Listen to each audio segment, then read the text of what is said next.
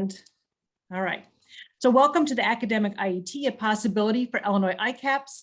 And without further ado, let me turn it over to Doug Emery from Washington State. He has a wealth of experience in their IBEST model, which is the Integrated Education and Training from Washington State. So I'll let Doug tell you a little bit more. I do want to give you a little bit more good news, and that is that Doug is going to be with us today, and he's also going to reappear in Illinois for our ICAPS learning communities. So Doug, go ahead and take over. Thank you, Sarah, and good morning, everybody. Greetings from scenic Woodinville, Washington, where shockingly enough, we have a November day where it's not raining. I would say as part of a guide to visiting Washington State, if you ever want to visit Washington State, don't do it in November. That seems to be our single worst month. So what we're going to talk about today is a potential expansion for your ICAPS program. So expanding what you do with short professional technical certificates through ICAPS into academic transfer. And I wanted to start this with a quote. Washington State worked a lot with the Community College Research Center at Columbia University. And that group has been at the forefront of talking about how poorly we've performed in terms of outcomes for students in pre-college education or developmental education overall. So what that quote tells you is only 28% of the students who come to developmental ed or pre-college in general ever make it into college, ever make it through their math and English sequences, which means that over 2/3 of our students don't ever achieve the goals they set for themselves where they come to us. So you want to keep that in mind because that's been a huge national issue, since I think the first time I saw some of these figures around the beginning of Washington State IBEST back in 2005. Sarah mentioned that I had extensive experience. You see that in that first bullet. Whenever I read that first bullet, it makes me feel like I'm at least 100 years old. But do remember that I started at Washington State, or I started in the community college system as a child prodigy. So I'm not quite as old as that might make me sound. More relevant to this discussion, I was part of all 3 levels of Washington State IBEST pilots. So I began with the professional technical IBEST project back in 2006, and when Lake Washington participated in all the levels of that going forward.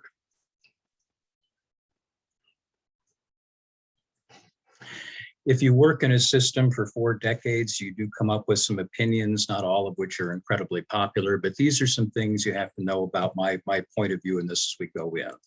I prefer the concept of pre-college education to the division of pre-college students into adult ed and developmental ed.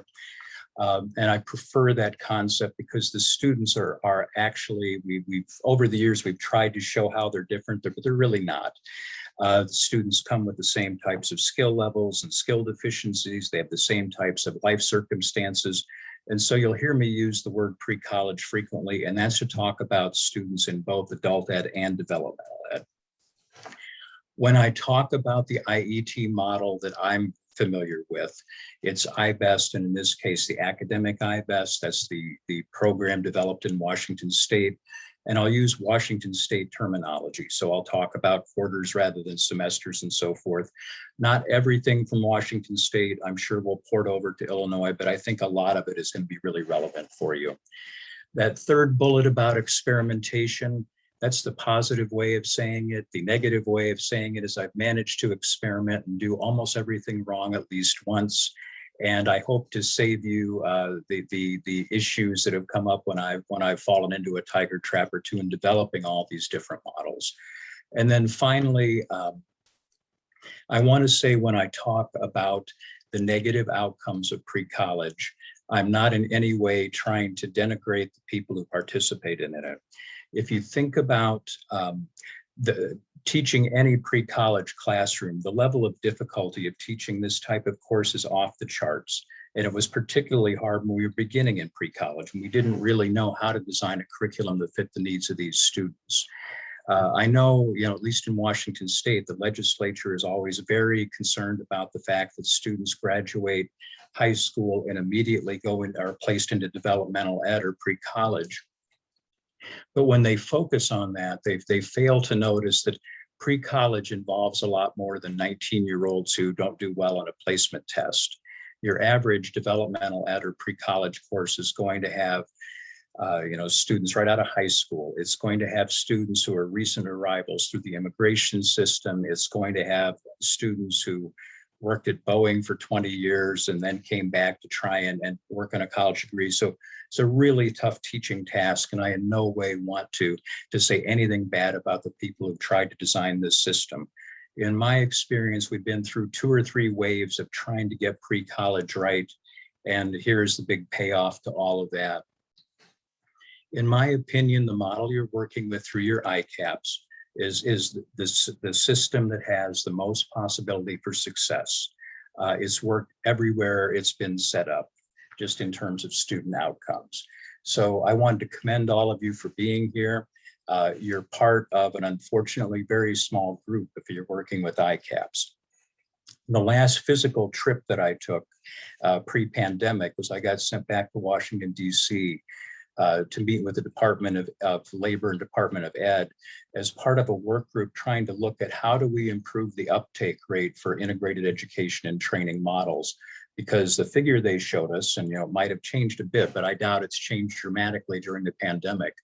The figure they showed us was that only 3% of adult education students nationally are in some form of IET, which means 97% of students are still in models that don't produce particularly great outcomes for them. So you're part of a rare group, and I wanted to commend you for that before I went any farther. In terms of how I'd like to structure the day, you're all on mute, so we intend to hold questions till the end, but I would like you to participate through chat. Put your questions in chat, put your comments in chat.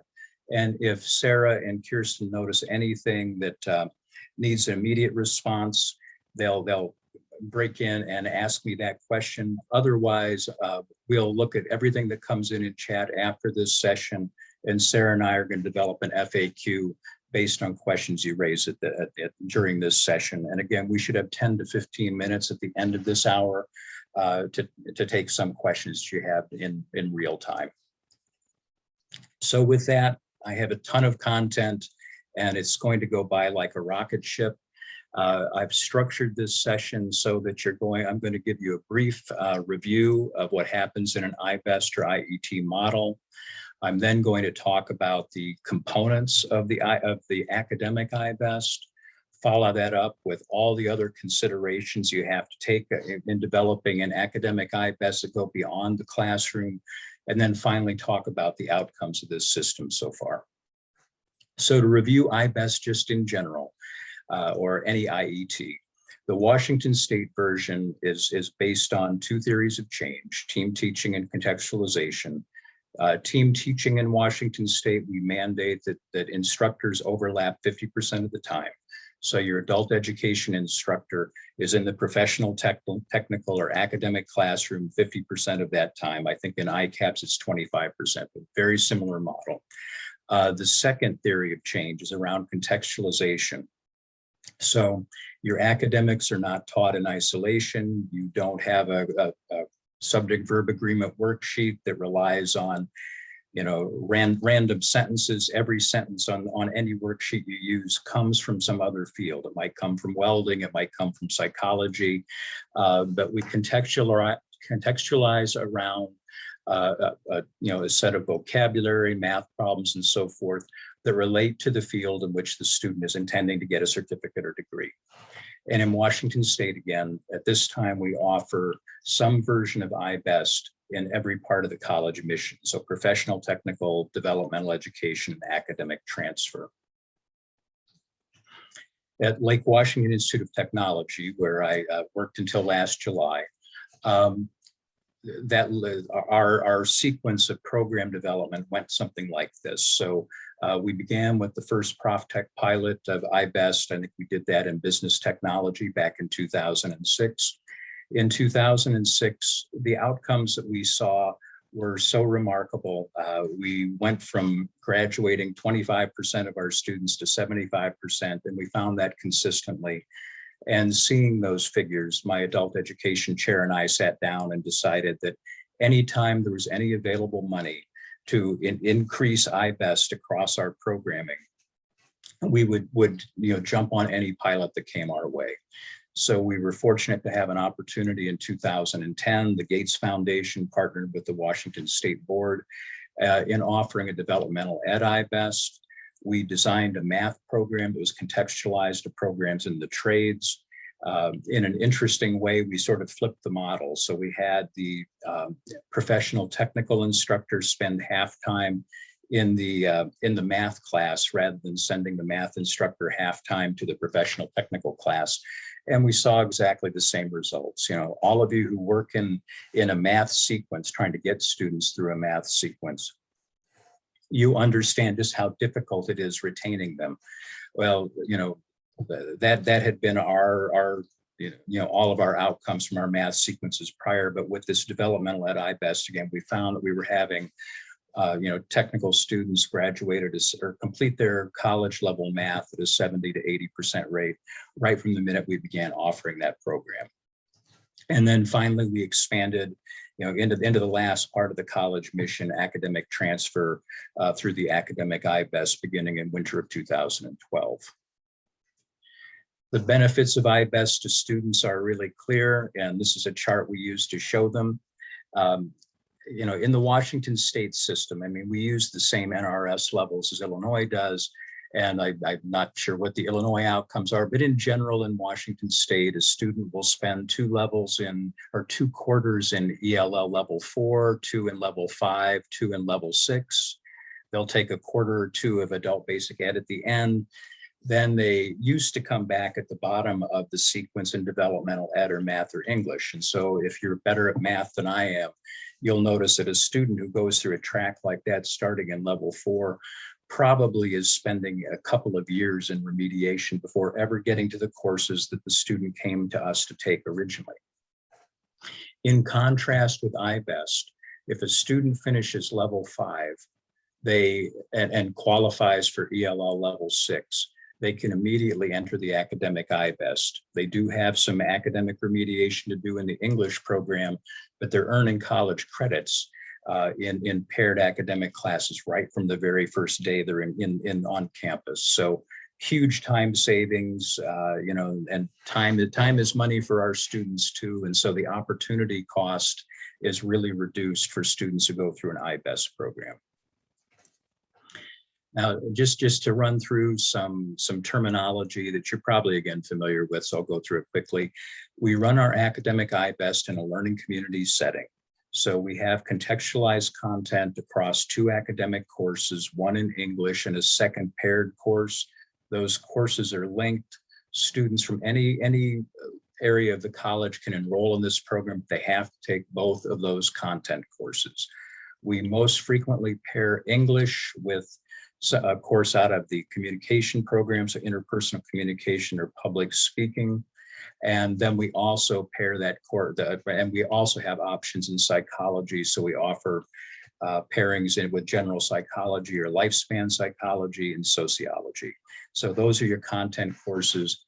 All students who enroll in the program have to enroll in a learning community that includes both of those academic courses. Adult education students who come through the IBEST door are required to enroll for a 3rd course, an adult ed support class, and that's where they get the extra time on task that allows them to catch up with some of their peers and to get more familiar with the content. Support instructor in an academic IBEST functions exactly the way that a support instructor in an ICAPS program does. They overlap into the second class. So in this case, the support instructor becomes sort of the glue for the whole model. That person goes into both the English class and that paired academic class. Another bit of terminology that's unusual is what we call a bucket class.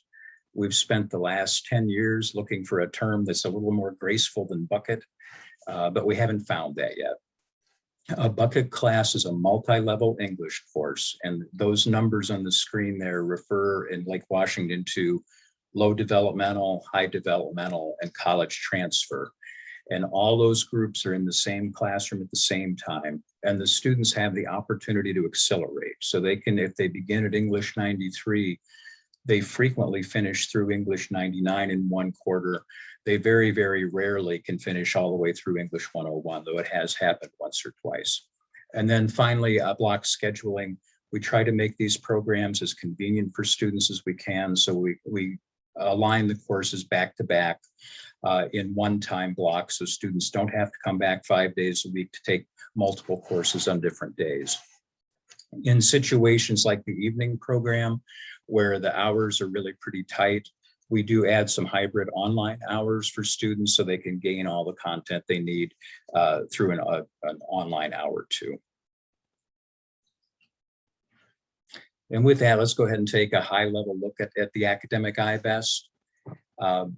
For IBEST adult education students, they enroll in a learning community that includes English, a paired academic class, and an IBEST support class. So in the case of what we offer in Washington State, they're enrolled for 13 credits.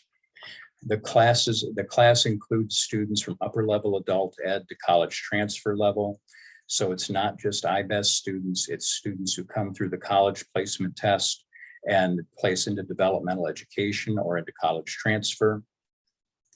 For faculty, you're looking at a 3-instructor team, and they're reimbursed both for designing the program the first time they offer it and for collaborating. We pay that collaboration stipend every single quarter because we expect faculty to work together closely every single quarter. Again, the support instructor from adult education spends half the time in the English class and half the time that paired academic class meets. And the program allows for acceleration and earning of academic credits. I mentioned earlier that I've managed to do everything wrong at least once.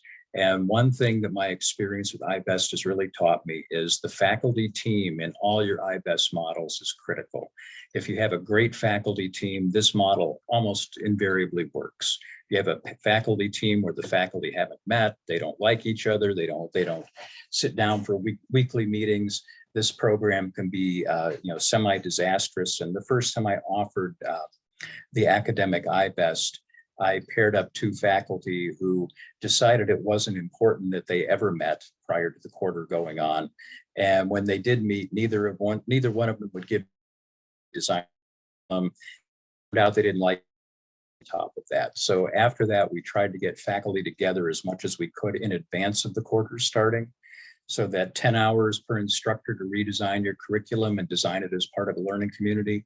That's not a lavish stipend, but it really helped get people in one room to align their curriculum in a way that worked for their students. We also, as I said, we pay instructors a coordination or collaboration stipend where they meet. They don't always meet once a week, but that's sort of the goal. Like, sit down every week, look at your curriculum, figure out if it's still aligned, if there are things you want to revise, if one instructor wants to change an upcoming lesson, because that affects everything in the learning community. And, at the same time, they can talk about student performance and talk about students who may be lagging behind, who need some extra support to help them catch up. And again, the ultimate goal of this is to get faculty to work together. Teaching can often be a pretty lonely job. In this case, we want it to be very social. And a lot of the faculty that I've talked to, they come to value teaching in an IBEST model more so than teaching standalone classes, just because there is this ongoing contact with peers that really makes this vibrant for them. And now I'll take a little bit deeper look at each of the classes in the 3-class learning community that the adult ed students take. Again, the support class is designed through adult education. It's offered through the adult education department. It's a 3-hour per week commitment for students.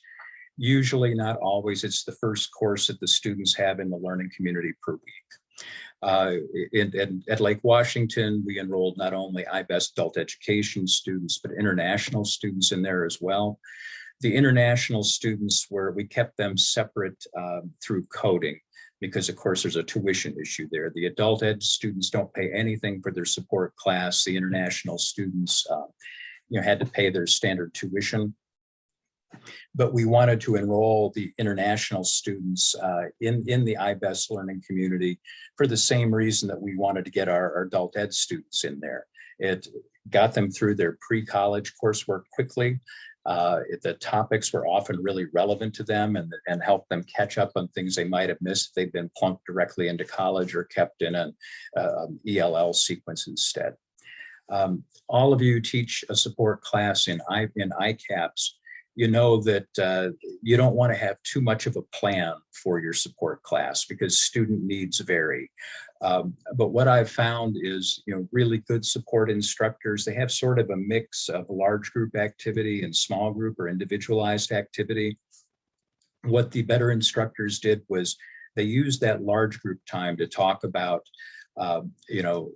give a preview of coming attractions. So here are the assignments we're going to be looking at this week. Here's how you all did on your last set of assessments and so forth. So they had sort of a structured time paired up with something more like a standard adult ed open lab, where they would work with individuals or small groups on areas of difficulty related to their reading, writing, and mathematics. The English bucket class, again, remember, I come from a quarter system, so 5 hours a week for five quarter credits. Again, remember, it's a multi-level class. So you've got students from beginning developmental ed all the way up through college transfer.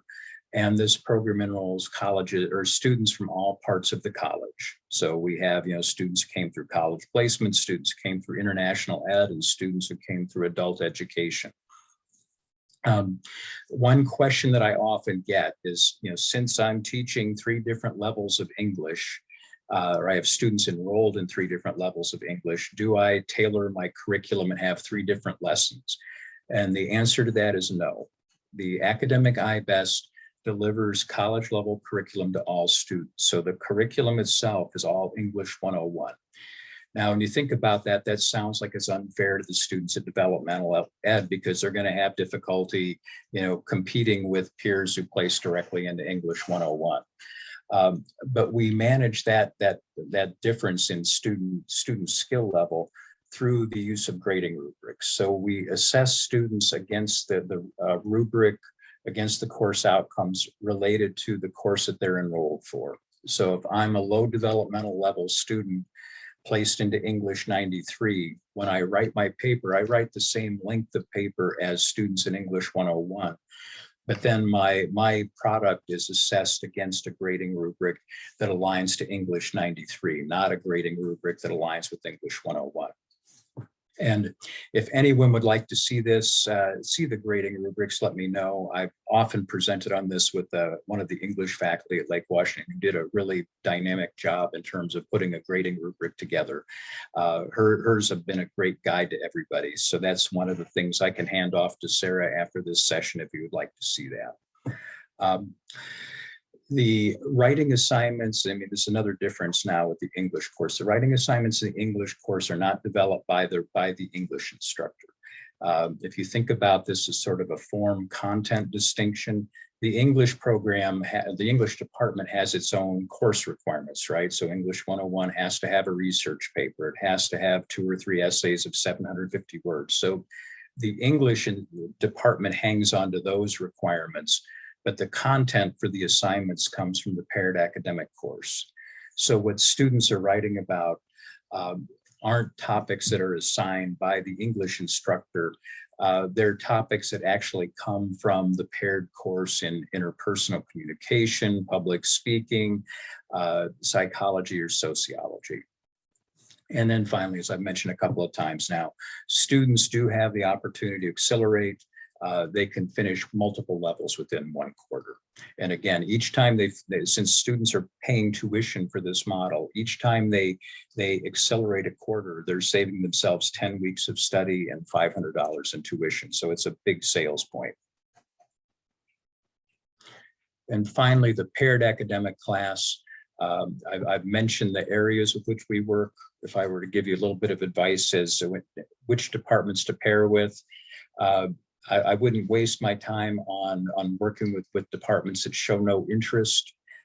We chose communication in large part because it aligned really nicely with what the subjects that students in adult ed were working on. But also the communication department was really open to working with adult ed on this. We found the same thing with the two social science areas that I've talked about. But I would start small and start with partners who really appreciate what you're doing.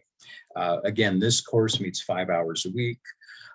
It mainstreams IBEST adult education students and developmental education students into the learning community. It bypasses prerequisites and enrolls them directly and immediately in college level coursework. The paired academic course, just like the English course, is delivered at the college transfer level. It isn't watered down or broken into 3 different groups for 3 different types of students. And it includes, and kind of the give and take here, you know, the English instructor loses control of the content to an extent. The paired course instructor gives up control of what the assessments look like to a certain extent. So rather than being able to use multiple choice or short answer or so forth, the paired academic course instructor has to assign research papers if that's a requirement of the English department, and use that in grading students across the quarter. And one other sales point for all of your students in this program is they get to use the same writing assignment for both English and in the paired academic course. So the writing assignments they develop are reviewed by the support instructor, the English instructor, and the content of the paired academic course instructor.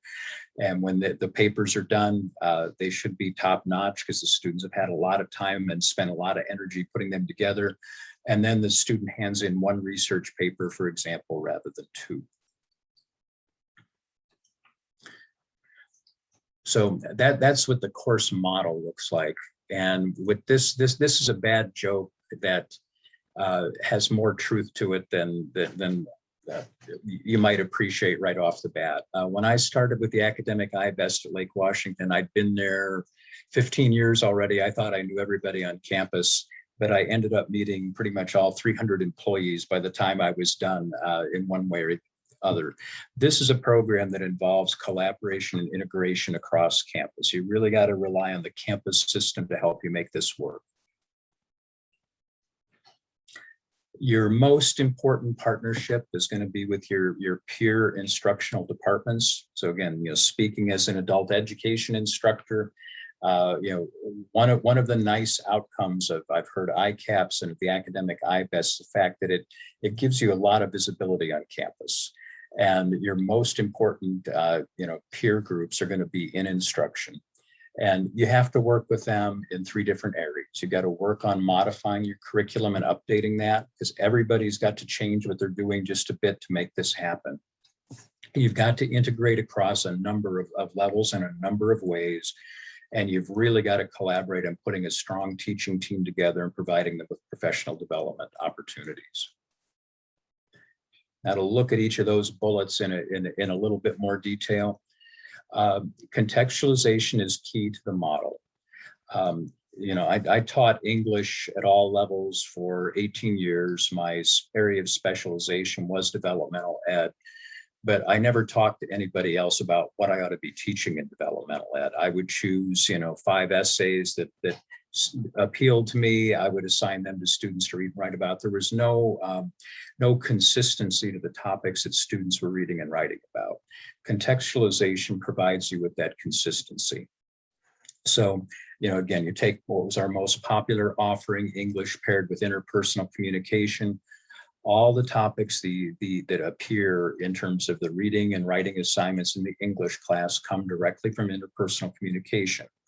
And in that way, they become relevant to students. If something's relevant to a student, it helps motivate them, gives them a little bit more accessible task, right? So rather than trying to teach students about, you know, every potential grammatical formulation, giving them vocabulary from across the entire language, the vocabulary is, you know, shrunk to a point where it appeals or it applies to a certain program rather than to everything. And students see the results when they're handing in assignments to their communication instructor.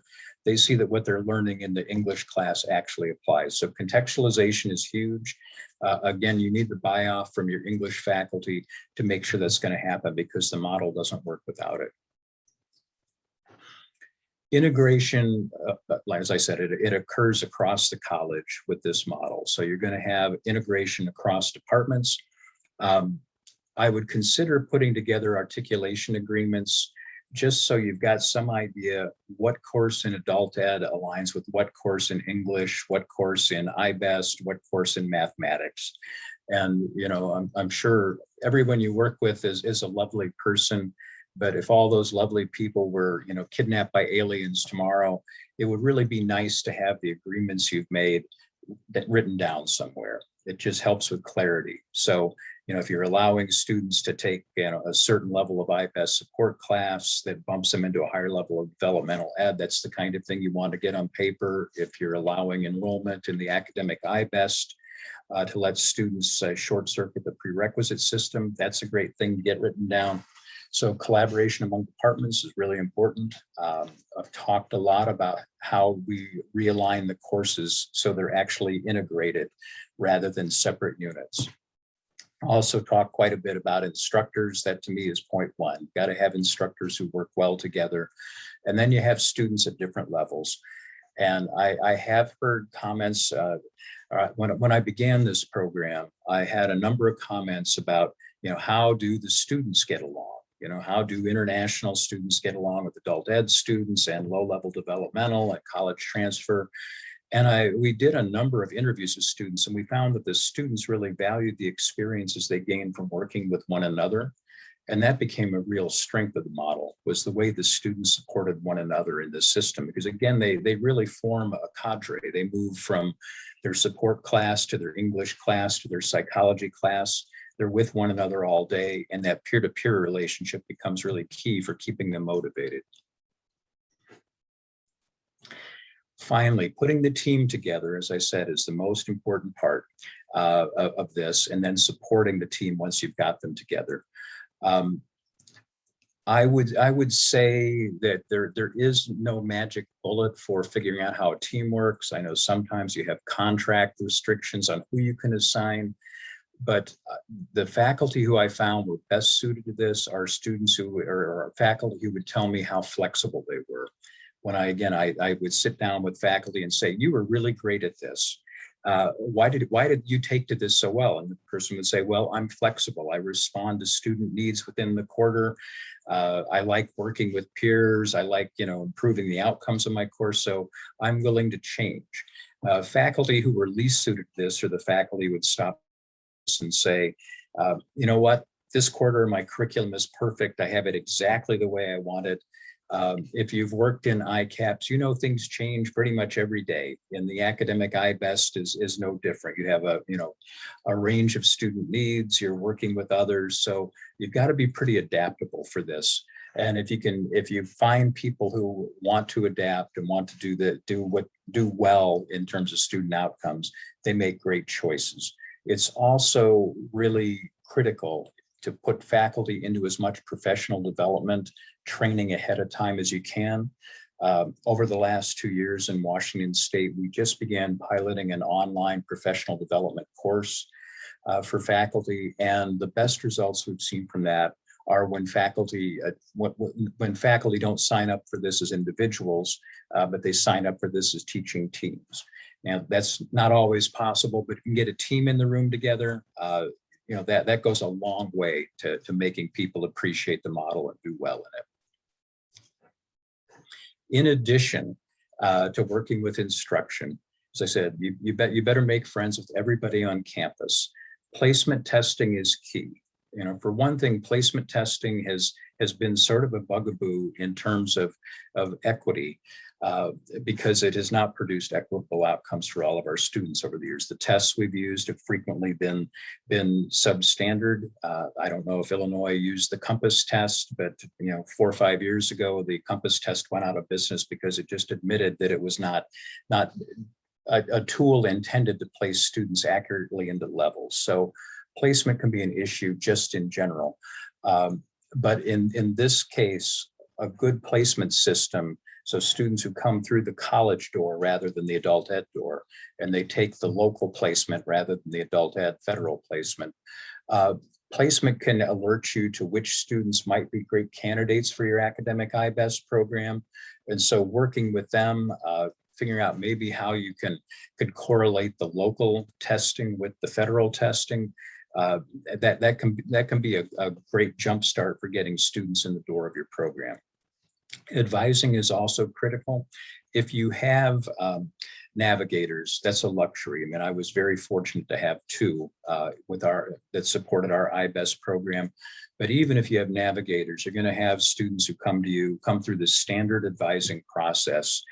And those advisors can be, again, a great help in referring students to you that can really benefit from IBEST, but that you might never see otherwise. When you do work with advising, this is another group you want to bring donuts every morning, because the changes in pre-college that we're making with a system like IBEST has made what was a very simple job a very complicated job. So you remember the old models of pre-college and dev ed. Students come in, they take a standardized test that's not particularly accurate. It gives you a number, you look on a grid, and the grid says, congratulations, you're in low-level developmental math, and you have 2 years of math studies before you get to college. So the system used to be easy. It was inaccurate, but it was incredibly easy.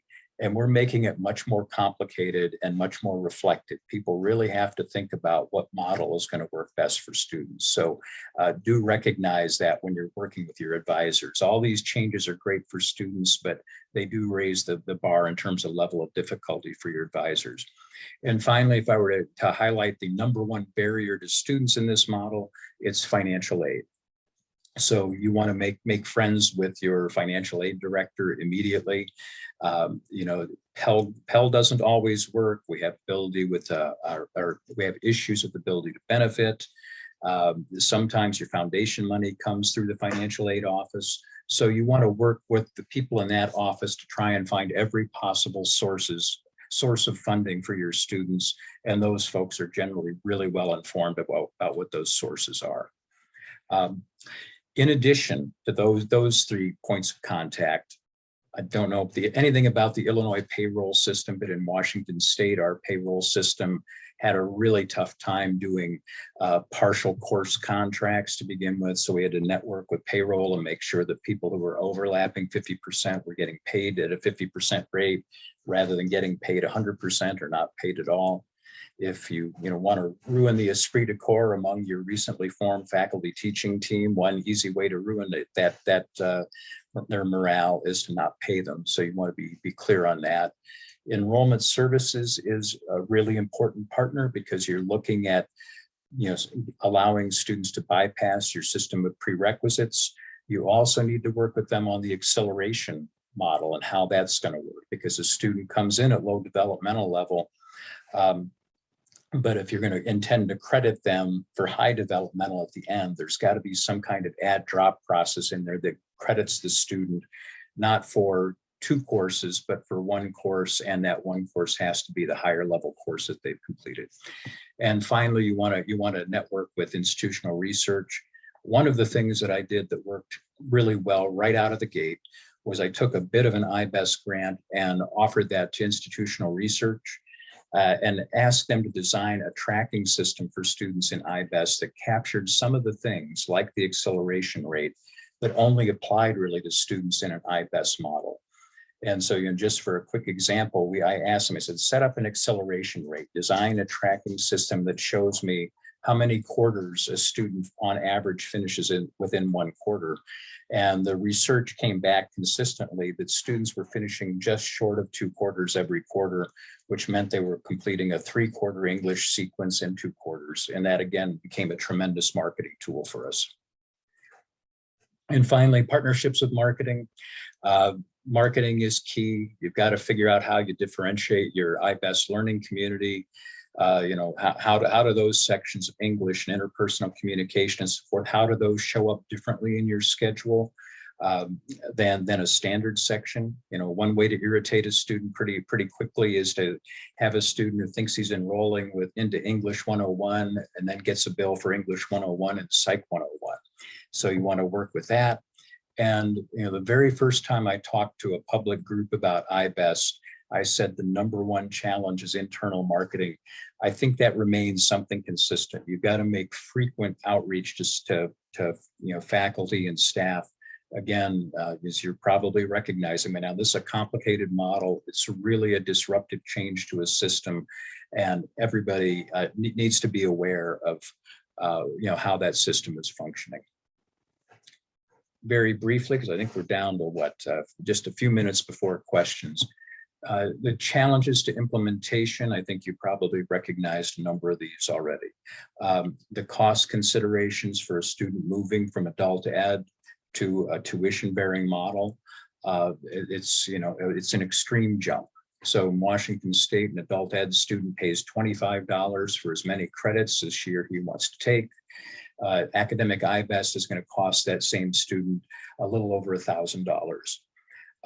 The college cost for the model is also something that you'll run into from upper level administration pretty much at every turn, because you're really paying for 3 faculty for where you used to pay for 2. And you can defray some of that cost through things if you have performance outcomes money, because you will definitely see your outcomes jump in terms of student completers with this model. I think we've got enough information in Washington State now to say that pretty confidently. And then finally, we've all developed an institutional culture of silos. I was part of 2 or 3 extremely large English departments, and there were many times we weren't aware there was any other department on campus. So you do have to go knocking on doors. People do have to be willing to have some give and take in how they design their curriculum and offer their courses. Now, the opportunities probably aren't quite as evident, but there's some opportunities this model provides you that you do want to consider. If you're offering a professional technical IBEST or ICAPS right now, you're going to find the academic version is not nearly as expensive. I did a lot of work on the finances of this last year, and I found the academic IBEST on average cost me about 30 to 40% less than a professional technical model did. And again, that just speaks to the distinction between academic coursework and professional technical coursework. It's much, much less expensive to offer a math course than it is to offer a welding program.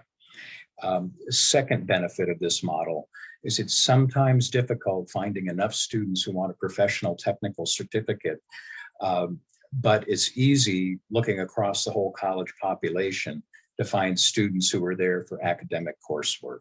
So makes the navigator's job a bit easier. And another way to think about this is this doesn't have to be a program only for students who are beginning, a liberal arts transfer degree. You can have students who begin and complete your professional technical certificate who then decide they want to stick with you and complete a degree, their prof tech degree. So we offer one in accounting, which we started with a short certificate, became a really, really popular 2-year degree for us.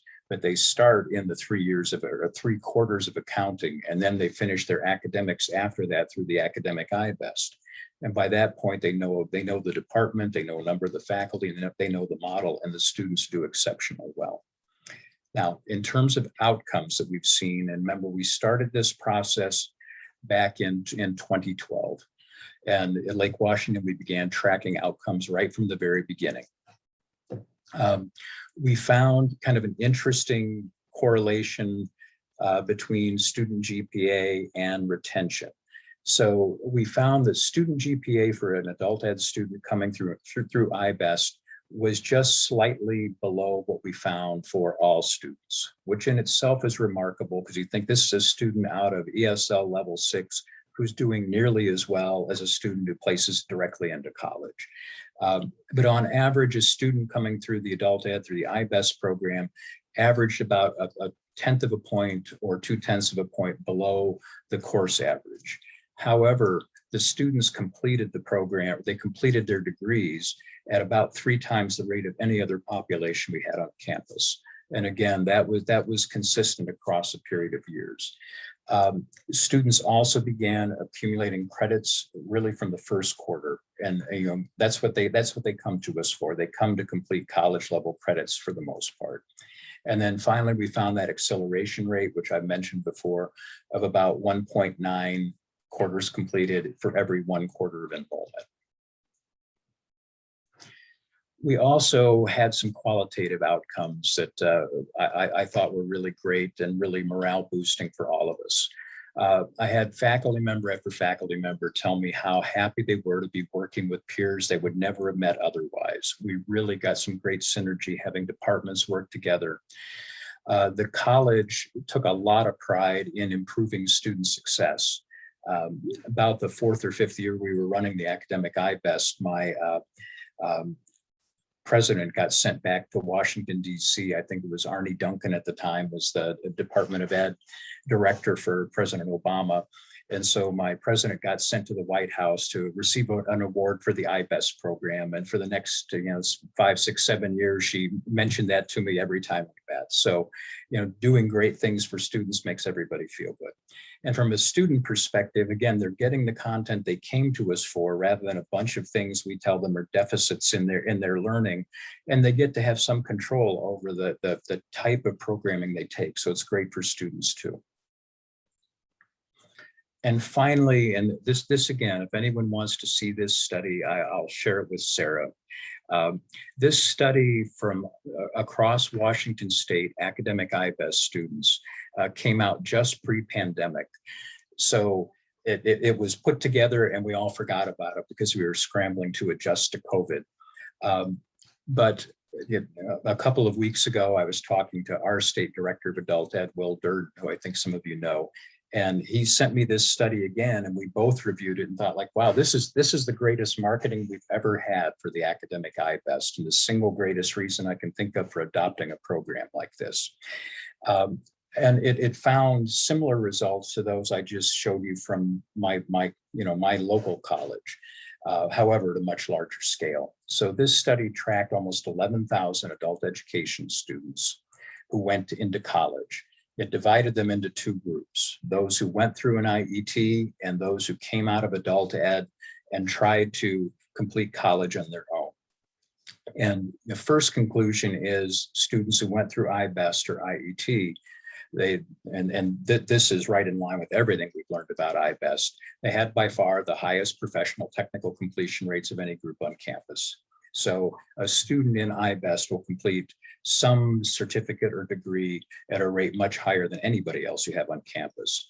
But what was really interesting related to this discussion is students who went through the academic version of the program, went through the academic IBEST, they had the highest 4-year college completion rates of any group on campus. So, higher than students who came through the college door, placed directly into college, higher than students who tried to come out of ed and complete the program without IBEST support. So with that, I think we can take questions now if we have any. Yes, Doug, we have a couple of questions. First of all, you mentioned this, you talked about it a little bit, but could you address a little more about how do students without an HSE pay for the transfer level courses? Okay, so a student without a high school diploma is going to end up in the ability to benefit category. So they need to finish 6 college credits and either self-pay or pay through some mechanism that we developed. And what we did at Lake Washington was we sort of put a grid together. We said, first choice for paying for credits is Pell. Well, a student who hasn't completed high school isn't going to be eligible for Pell until he or she has finished 6 quarter credits. So then we had some local state grant money that we could use to pay for tuition. And then a category below that, we had foundation money. And so the goal then would be to try and support the students through the first 6 credits of tuition, which in this program meant we were paying for 10 of them, 10 credits. So we worked on that, not to go too far down a rabbit hole with this, but we also designed a high school completion program that was based a lot on prior experience and so forth. So if we couldn't find any way to pay for a student, we could get them through their high school diploma pretty quickly. But by the time we were done working with this and setting up this system, we found we had really very few students we couldn't find some kind of financial support for. Okay, thank you. And I just want to mention to everybody this afternoon, I believe it's at 1:30, Angela Gerberding from ICCB is going to talk about our Illinois ability to benefit journey that we're on right now. And it's not approved, but hopefully it will be. And then another question for you, Doug, are your faculty unionized? My faculty were unionized. Well, they are unionized. The one thing that I thought worked particularly well and made my job one of the easier ones in terms of implementing this is that they didn't, the seniority provisions were very limited. So seniority was limited to a certain category of tenured faculty. The second thing that helped me was I was the supervisor of all academic instructors from ELL level 1 up to baccalaureate. So I had a pretty fair amount of autonomy in deciding who was going to teach a given section of IBEST. All right, and then how many ICAPS students did you have in an average year? Probably 250, right around there. Okay, thank you. That's it for the current questions in the chat. Does anybody have additional questions? We have a few more minutes before we hit lunch. And you also have the ability to unmute yourself if you want to ask a question for Doug. And if you came in later and didn't hear me say this at the beginning, Doug is going to stay with us in the state of Illinois on an ongoing basis through the rest of the fiscal year. So he'll be helping us with some of the learning communities and available for some questions as you consider all of what he shared with you today. So we're excited that he's going to be joining us, kind of like Will Durden did last year, on an ongoing basis.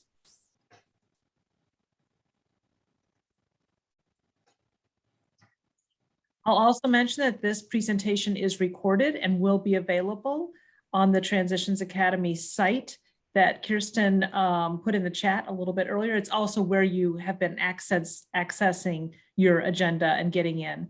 So one other comment. This person says that when they lived in Washington State, all community colleges had full-time adult ed faculty. Was that true for you, Doug? Yeah, I was really fortunate that way too. I had 5 adult ed faculty. I don't know if it's universal across the state, but I know most of the West Side colleges do have full-time faculty in adult education.